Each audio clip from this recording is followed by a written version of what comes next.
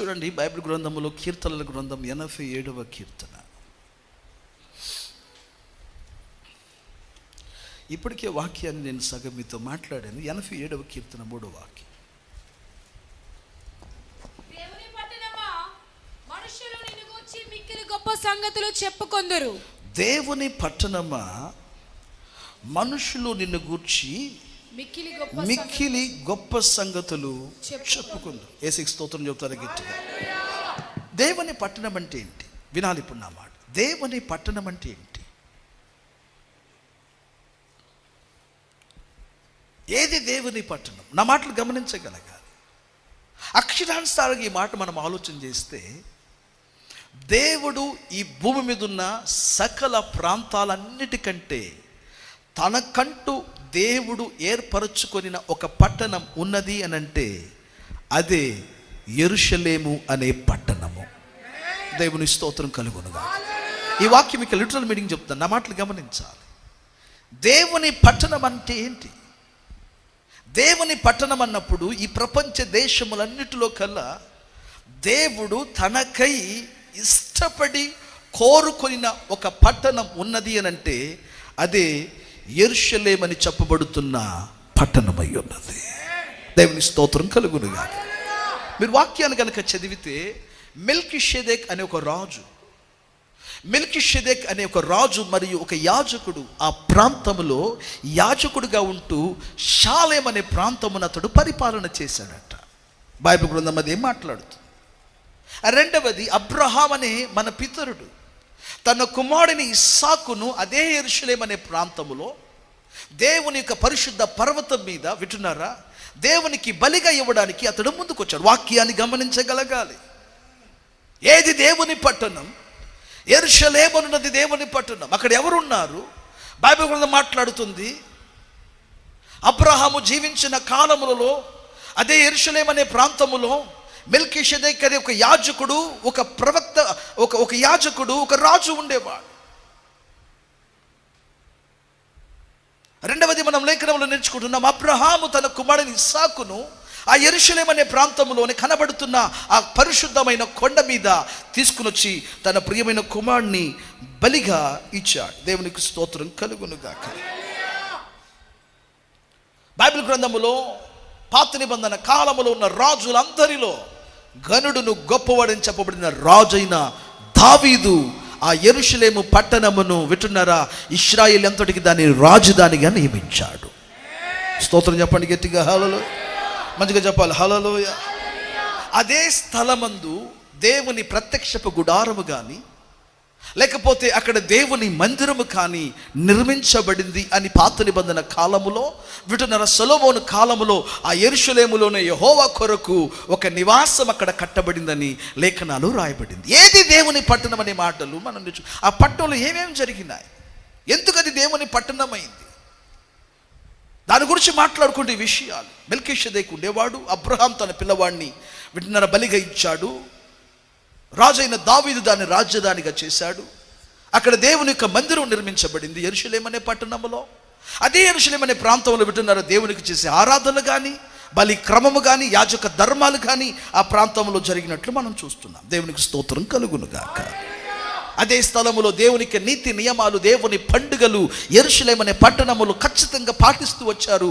పాత నిబంధనలో ప్రభు చెప్పిన ప్రతి పండుగలను వారు ఆచరించినట్లుగా మనం చూడగలుగుతాం. యెరూషలేము అనే ప్రాంతం 7 పండుగలు వాడుకునేవి. అందులో 3 పండుగలు ఖచ్చితంగా ఏడాదికి ఒక్కసారైనా వారు ఆచరించవలసినదే అనున్నది యెరూషలేము వాసులకు ఇవ్వబడిన దేవుని నియమం. వినాలి వాక్యాన్ని.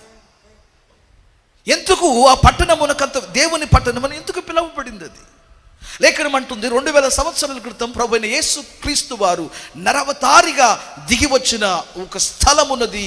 ఆ ఇశ్రాయేలు ప్రాంతములో బెత్లెహేమ్ అనే ఒక స్థలంలో పుట్టాడు. వింటున్నారా, ఆ యెరూషలేములో బెత్లెహేమ్ అనే స్థలంలో పుట్టాడు కాబట్టి అది ఆ స్థలమునకు ఒక విశేషత కలదు. యేసు నామమున దేవుని స్తోత్రం చెప్పండి గట్టిగా. పుట్టడం మాత్రమే కాకుండా అక్కడ ఆయన మరణించి 3వ దినమున తిరిగి లేచాడు. అదే స్థలములో నుండి అపోస్తులను సేవకు పంపించాడు. అదే స్థలములో పెంతెకొస్తు దినమందు సంఘము యొక్క ఆవిష్కరణ ఆ రోజున ప్రారంభం జరిగింది. దేవుని స్తోత్రం చెబుతారు గట్టిగా. వాక్యం చెప్పాలి. హల్లెలూయా.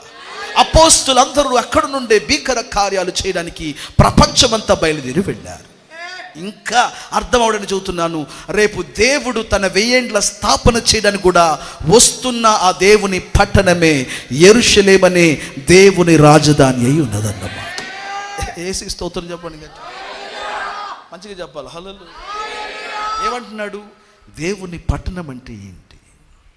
అప్పుడు ఈ పట్టణంలో ఆలోచన చేస్తే మెల్కీషెదెకు ఉన్నాడు, తర్వాత అబ్రహాము వాళ్ళ పిల్లవాడు ఉన్నాడు, తర్వాత దావీదు ఉన్నాడు, తర్వాత దేవుని మందిరం ఉంది, అంతేనా? తర్వాత దేవుని ఆరాధన, దేవుని యాజకులు ఉన్నారు, తర్వాత యేసు ప్రభు అందులో ఉన్నారు, తర్వాత ఆయన సంఘం అక్కడే పుట్టింది, తర్వాత ఆయన అపోస్తులు అక్కడే ఉన్నారు, తర్వాత వాక్యాన్ని వినాలి, దేవుని రాజ్య స్థాపన కూడా రానున్న దినాలలో అక్కడే జరగబోతుంది. అప్పుడు వింటున్నారా, యేసు అక్కడ సంఘాన్ని వింటున్నారా కన్నాడు.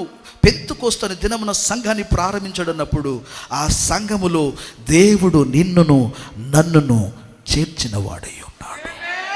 ఆమేన్ చెప్పండి గట్టిగా, హల్లెలూయా. అప్పుడు నువ్వు నేనేమై ఉన్నాం? దేవుని పట్టణమై ఉన్నాం. మనం ఎవరై ఉన్నాం చెప్పండి? దేవుని పట్టణము, అక్షరానుసారమైన పట్టణమును మనమందరమును ఆత్మ సంబంధమైన దేవుని పట్టణమై ఉన్నాం. అక్షరానుసారమైన పట్టణం యెరూషలేమైతే ఆత్మ సంబంధమైన పట్టణం మనమందరమై ఉన్నాం. దేవుని స్తోత్రం చెప్పాలి గట్టిగా. వాక్యాన్ని గమనించగలగాలి. మనము అక్షరానుసారమైన పట్టణమా ఆత్మీయమైన పట్టణం అంటే మొదటిగా మనం ఆత్మీయమైన పట్టణమై ఉండి తర్వాత మనం అక్షరానుసారమైన పట్టణముగా మారబోతున్నాం యేసుని నామమున. ఈ మాటను నేను వివరించాలంటే వింటున్నారా, యేసుక్రీస్తు వారు పరిశుద్ధాత్మను, యేసుక్రీస్తు శిలువ మరణ పునరుద్ధానము మరియు పరిశుద్ధాత్మని యొక్క రాకడతో వింటున్నారా సంఘమనున్నది స్థాపించబడింది.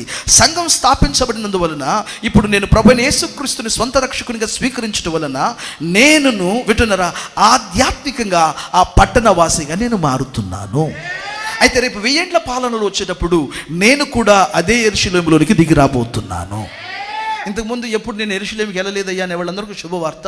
దేవుడు అప్పుడు వచ్చేటప్పుడు వీసా లేకుండానే అక్కడ తీసుకుని దేవుని స్తోత్రం చెప్పాలి, హల్లెలూయా. ఆ యెరూషలేం పట్టణంలోనికి ప్రభు మనల్ని తీసుకుని వస్తున్నప్పుడు నేను అక్కడికి దిగి వస్తున్నాను కాబట్టి అది నా అక్షరానుసారమైన పట్టణంగా ఒక 1000 సంవత్సరాలు ఉండబోతుంది యేసుని నామమున. దేవునికి స్తోత్రం కలుగునుగాక. అప్పుడు నువ్వు నేను ఎవరమై ఉన్నాం చెప్పండి? మనం ఎవరమై ఉన్నాం? దేవుని పట్టణమై ఉన్నాం. దేవునికి స్తోత్రం కలుగునుగాక. హుషారుగా చెప్పాలి గట్టిగా, హల్లెలూయా. ఇంకా ఘనంగా చెప్పాలి. మనం ఎవరమై ఉన్నాం చెప్పండి? దేవుని పట్టణమై ఉన్నాం. మన కుటుంబాలు ఎవరై ఉన్నాయి చెప్పండి? దేవుని పట్టణమై ఉన్నది. మన సంఘం ఏమై ఉన్నది చెప్పండి? దేవుని పట్టణమై ఉన్నది. దేవునికి స్తోత్రం కలుగునుగాక. మంచిగా